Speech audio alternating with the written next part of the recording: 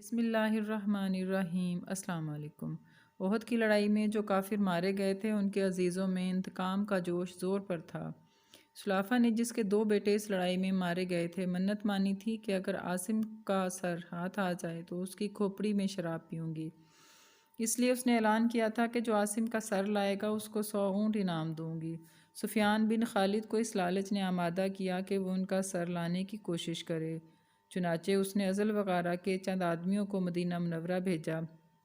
ان لوگوں نے اپنے آپ کو مسلمان ظاہر کیا اور حضور اقدس صلی اللہ علیہ وآلہ وسلم سے تعلیم و تبلیغ کے لیے اپنے ساتھ چند حضرات کو بھیجنے کی درخواست کی، اور حضرت عاصم رضی اللہ عنہ کو بھی ساتھ بھیجنے کی درخواست کی کہ ان کا واز پسندیدہ بتلایا۔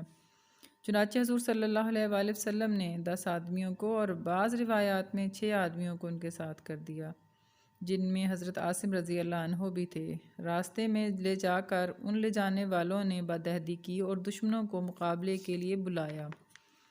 یہ مختصر جماعت 10 آدمیوں کی یا 6 آدمیوں کی یہ حالت دیکھ کر ایک پہاڑی پر چڑھ گئی۔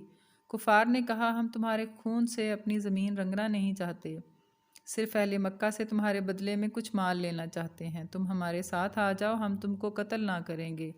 مگر انہوں نے کہا کہ ہم کافر کے عہد میں نہیں آنا چاہتے، اور ترکش سے تیر نکال کر مقابلہ کیا۔ جب تیر ختم ہو گئے تو نیزوں سے مقابلہ کیا۔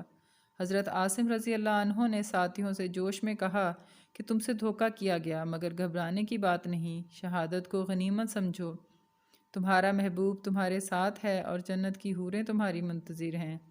یہ کہہ کر جوش سے مقابلہ کیا، اور جب نیزہ بھی ٹوٹ گیا تو تلوار سے مقابلہ کیا، لیکن مقابلہ کرنے والوں کا مجمع کثیر تھا۔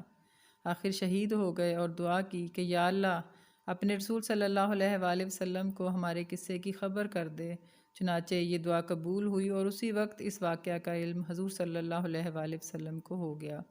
اور چونکہ عاصم رضی اللہ عنہ یہ بھی سن چکے تھے کہ سلافہ نے میرے سر کی کھوپڑی میں شراب پینے کی منت مانی ہے، اس لیے مرتے وقت دعا کی کہ یا اللہ میرا سر تیرے راستے میں کاٹا جا رہا ہے، تو ہی اس کا محافظ ہے۔ وہ بھی دعا قبول ہوئی، اور شہادت کے بعد جب کافروں نے سر کاٹنے کا ارادہ کیا تو اللہ تعالیٰ نے شہد کی مکھیوں کا اور بعض روایتوں میں بھیڑوں کا ایک غول بھیج دیا، جنہوں نے ان کے بدن کو چاروں طرف سے گھیر لیا۔